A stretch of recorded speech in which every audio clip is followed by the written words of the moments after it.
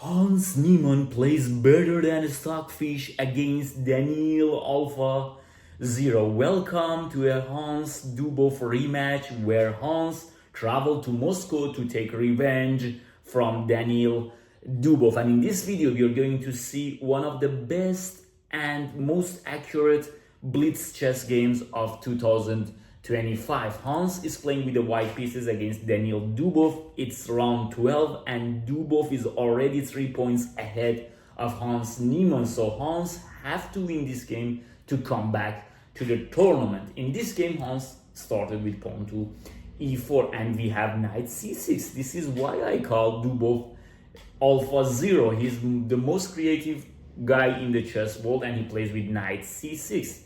Imagine other 2700 chess players plays knight c6, d4, and then he plays d5.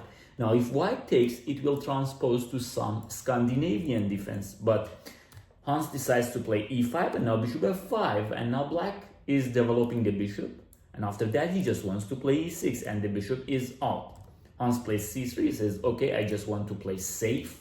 Just to play safe, to have the center, e6 and bishop d3, give me your bishop, I'm going to trade these bishops. It's a very risky strategical decision because after a while, white have some problems on the light squares when these bishops are exchanged. But okay, Hans wants to take control of the game. Bishop takes d3, queen takes d3, knight f5. In chess theory now, this bishop is a good bishop and this bishop is a bad bishop because it is limited with his own pawns and it cannot go out. But Hans has space in this game and has center. Look at this pawn structure. Knight f3, h5 to prevent any kind of g4, and now Hans plays g3. Look at this beautiful pawn structure. These pawns are very powerful. They protect each other and white has a very great center and space in this game. So, but black is doesn't have any problems. This is endgame.ai website, as I told you before in the previous video of this match. The arrows are not going away when I should click on every single move. So knight d2, a5 and a4. Okay, Hans Dubov wanted to play a4 to gain more light squares. Like, look at these light squares now. If black can jump into these light squares, only this square is for black now, but if e4, g4, I don't know, this kind of square. So a4 is another try to take another white square, but Hans plays a4. And now knight c to e7 and rook to g1. As you can see, he doesn't castle. He just says, okay, my king is in the center, but it's safe because this pawn structure is that powerful and is that safe that my king feels safe. And I just want to play h3 and to play g4 to kick away your knight. b6. Okay, Dubov decided to go for this c5 plan in this position. h3, white wants to play g4 to crack open the king side. c5 and now g4. And after takes, white managed to kick away this knight from this square. Knight h4, takes, and now the other knight comes to f3. You should go back. And now bishop to e3. Now Hans is in control because it protects this only square. This is the only square that black can create counterplay. And now white is attacking this pawn. Understandably, Dubov plays rook c8 to maintain the tension, because if you play c4, of course you gain some light squares, but after that you don't have any kind of counterplay. So you need to manage to have counterplay to maintain your counterplay. And now look what Hans done. King to f2. He starts a king walk. And after this, white is probably connecting his rook, not probably for sure, but he wants to play rook h1 and to challenge the black rook on the h line. Knight to c6, black is trying to create some counterplay. And now king to g3, another move by Hans. King from here, came here, and came here. This is brilliant. The king is safe here. He can do whatever he wants because these pawns are very strong. C takes d4, and look at this beautiful decision by Hans. He plays bishop takes d4, another great move by him. It's just fantastic. It's just fun. In this game, he played a fantastic chess game. With bishop, if you take with knight takes d4, bishop c5 comes, or takes and then bishop c5 comes, and number of pieces are going out of this game, and white will cannot use his space advantage so good. But with bishop takes d4, he says, if you want to take, I just take back with the c pawn. And this knight is better than this bishop, and now I can control both of these lines. Both of these lines I can control.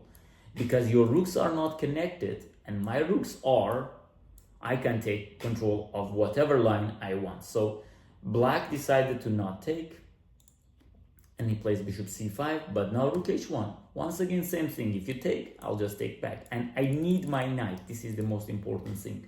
This bishop is not very good. It was a defensive piece. So I can use it here, it protects here, it attacks here, it's a good piece. Now rook g8, black decides to step away from this line, because if you take, rook takes, and then white will penetrate on the h line. So rook g8, Hans goes with queen h7, attacking the knight, attacking the rook, knight e7. And here, the line that engine gives is queen h5. This is the only point probably that Hans didn't play best, knight with knight g5 plans, which is still can very, like for example on queen h5 black can play king d8, and it's not that clear. Like look, you can see that from the bar, you can see now it's not that big, because you cannot take here because of this check, and black will take your queen. So it's not very clear. Like here it says queen h5, but this is not a very strong engine also, I should tell you this, because this is not a very strong one, to be honest. Hans decides to come back, but all of a sudden Dubov decides to not come back, and he just says, okay, probably on knight c6 Hans had something else in mind. f5 by Dubov. He's very creative, and he doesn't afraid of anything. By f5 he tries to create counterplay. He doesn't have counterplay. So if you take, I'll take, and if you want to take here, I have knight f5 check. Of course, there is king h3, the game can go on, but it will be a mess. The game will be a mess from now on. But Hans, I guess with a good decision, decides to play knight g5. And look what happened, fg4, and the king march continues. King from here, came here, came here, came here. Believe me, perhaps when we see it on the board, on this kind of boards, and not on the real board, it seems like okay, it's okay, but on the board, like to move your king step by step, it's a very strange feeling. Your king, you need to take, you need to secure the king's safety, and after that you're just playing with your king. But Hans says, okay, I don't care, I just don't care. Literally, I don't care. And now bishop takes c5. With this move, he exchanged the bishops, and now rook h7. This position is still holdable for black, but he was in big time trouble. Black is under pressure all of the game. Queen c6 was the move with the idea of d4, and then the queen can come to these kind of squares, to queen, for example, to g2. So queen c6 was a very, very interesting move.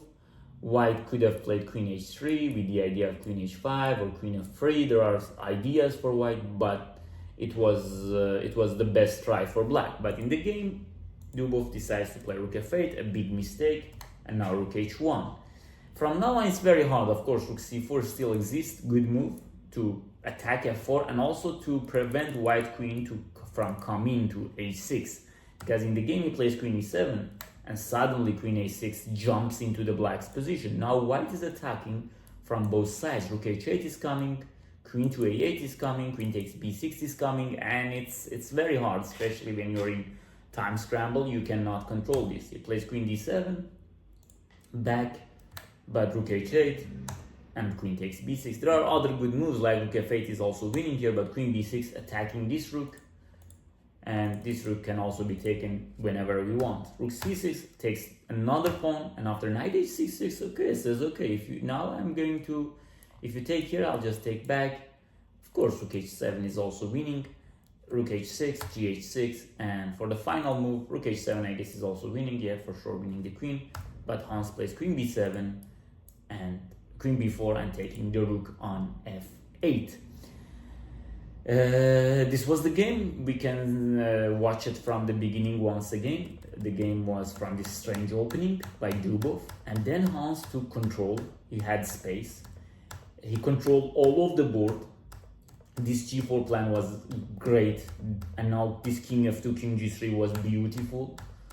And then he started some plans, knight g5, king takes g4. Great game by Hans, great game. This was the last mistake. Rook c4 could have stopped white's penetration, but queen e7, and after that white just simply goes, and this is just lost. A beautiful game, and at the end of this match Hans managed to beat Gukesh 10.5 to 9.5. In the there were 18 games, and in these 18 games the games finished with 9-9.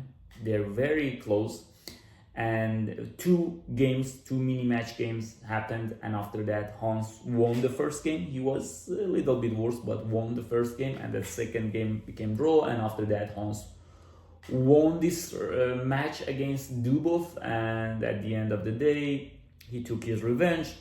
The first match also Dubov won by 1 point margin, so it's not a big deal. So it shows that they are in the same level almost. I hope you enjoyed this video. I like to cover these kind of things that happens, and not so many people are covering it.